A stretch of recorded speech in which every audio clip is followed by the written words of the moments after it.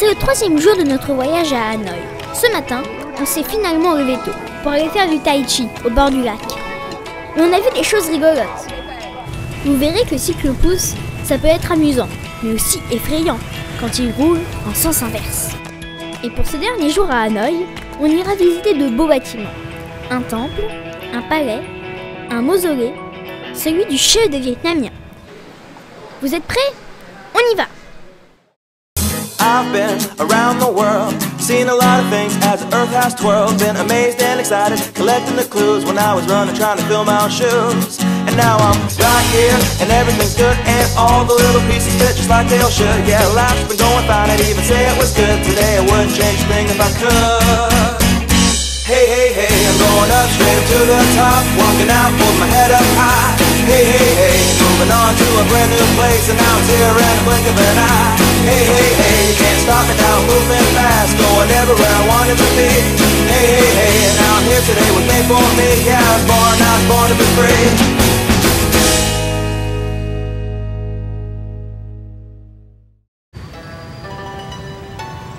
Il est 5 heures, Hanoï se réveille. Enfin, à cette heure-là, les Vietnamiens sont debout depuis bien longtemps. Avant d'aller travailler, beaucoup viennent courir autour du lac ou dans les parcs.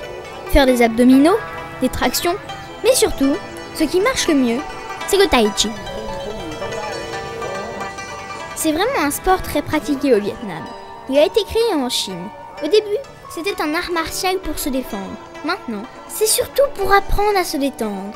Il faut respirer et faire des mouvements lents. Comme d'habitude, ma mère a voulu essayer. Bon, vous avez vu, elle n'est pas très douée. Tiens, ça, c'est beaucoup plus drôle. On dirait qu'ils se font tous des massages. Finalement, une dame a voulu m'apprendre à faire du tai chi. Avec des éventails. Ça, c'est plus sympa. Moi, j'aime bien. Mais pas devant tout le monde. Je suis timide, moi. Bon, on va pas rester ici toute la journée. Aujourd'hui, on va dans le beau quartier. Là où ont vécu les chefs du Vietnam.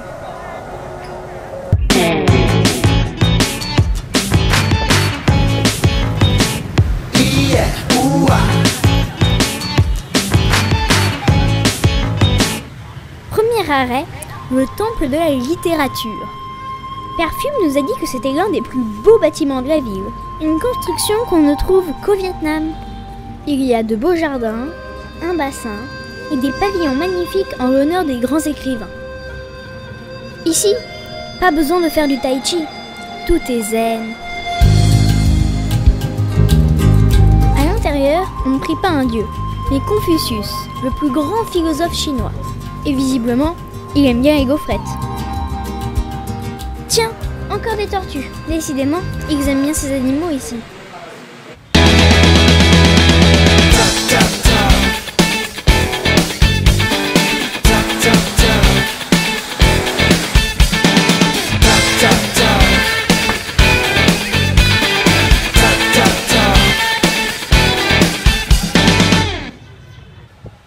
Après 3 jours de trottinette, on était vraiment fatigués.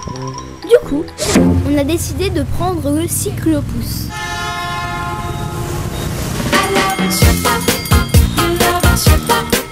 Comme il y avait beaucoup de circulation, on lui a demandé de prendre les petites rues. Mais je ne suis pas sûre qu'il nous ait bien compris.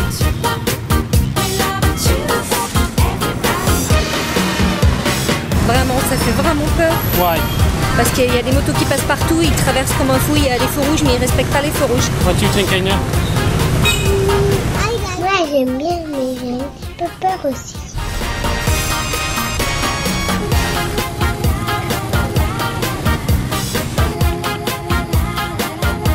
C'est incroyable tout ce qu'on peut transporter sur une mobilette. Des bambous, un chien et même un tableau. Papa, lui, a préféré continuer à trottinette. Et du coup, on l'a perdu.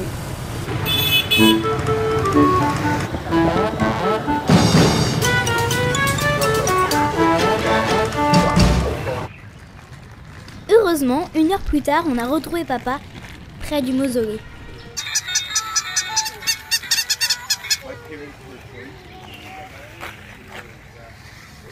C'est ici qu'a été enterré le plus grand chef du Vietnam.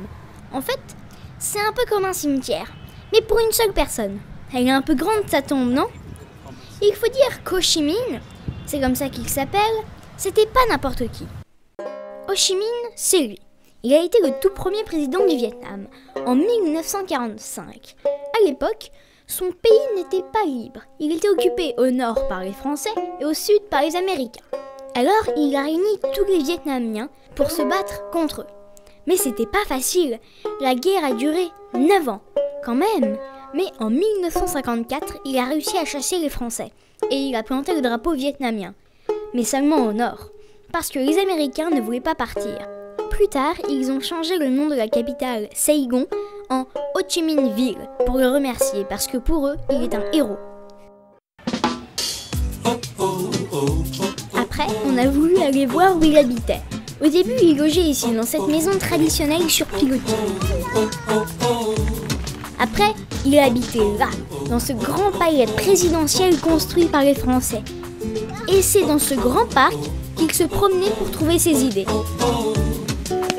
Nous, on a prêté notre trottinette aux gardes, mais eux, ils nous ont pas laissé essayer les voitures d'Ho Chi Minh. Voilà, c'est déjà fini pour Hanoï.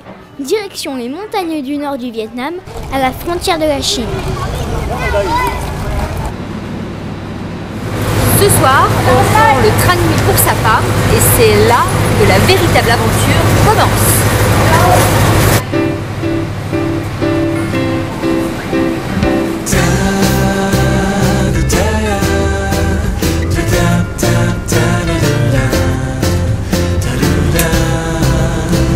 À demain! Dans nos 2 prochains épisodes sur Sapa, nous allons découvrir les paysages de rizières, vivre de nouvelles aventures dans les petits villages avec les populations locales. Et moi, je vais faire mon premier jour d'école en vietnamien. Au revoir, Tat Biet!